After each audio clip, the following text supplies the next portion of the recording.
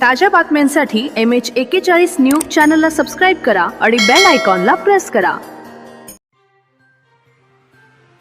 चैनीसाठी पैशांची गरज. चहात विषारी रसायन घालून नातवानेच केला आजीचा खून. कोल्हापूर. चैनीसाठी दागिने लुटण्याकरिता चहातून मोरचूत केमिकल पाजून चुलत नातवाने गंगावेश येथील ऋणमुक्तेश्वर मंदिराजवळील शुक्रतारा अपार्टमेंटमध्ये राहणाऱ्या उषा मारुती भिवंगडे वय 72 यांचा खून केल्याचे शुक्रवारी उघड झाले.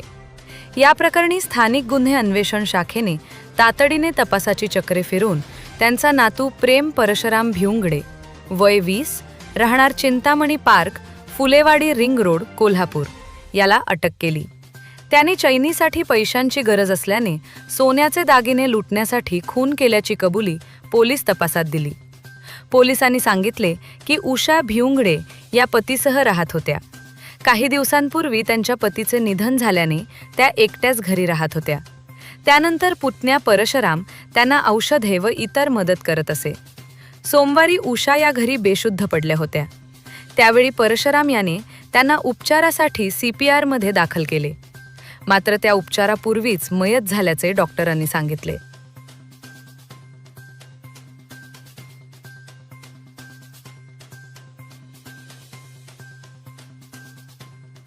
त्यावेळी मयत उषा यांचा चुलत नातू प्रेम मृत्यूच्या दिवशी म्हणजे सोमवारी सकाळी घरी येऊन गेल्याची माहिती मिळाली.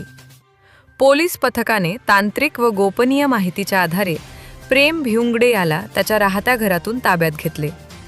त्याच्याकडे प्राथमिक चौकशी केली.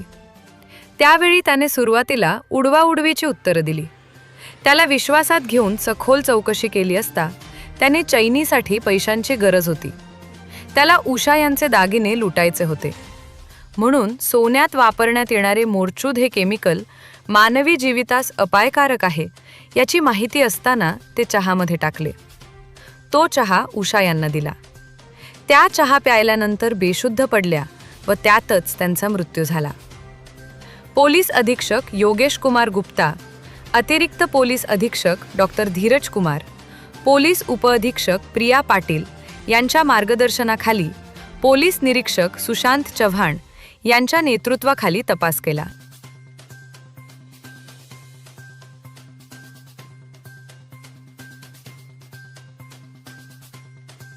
मृत्यूची खात्री केली.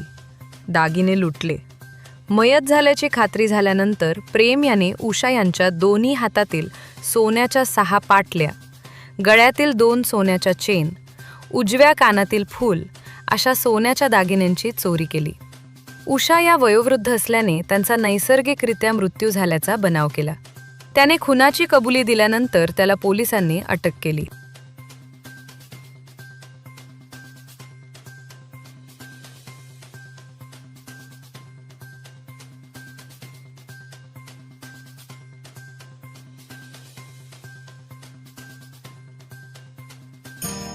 ताज्या बातम्यांसाठी MH41 न्यूज चॅनलला सबस्क्राईब करा आणि बेल आयकॉनला प्रेस करा.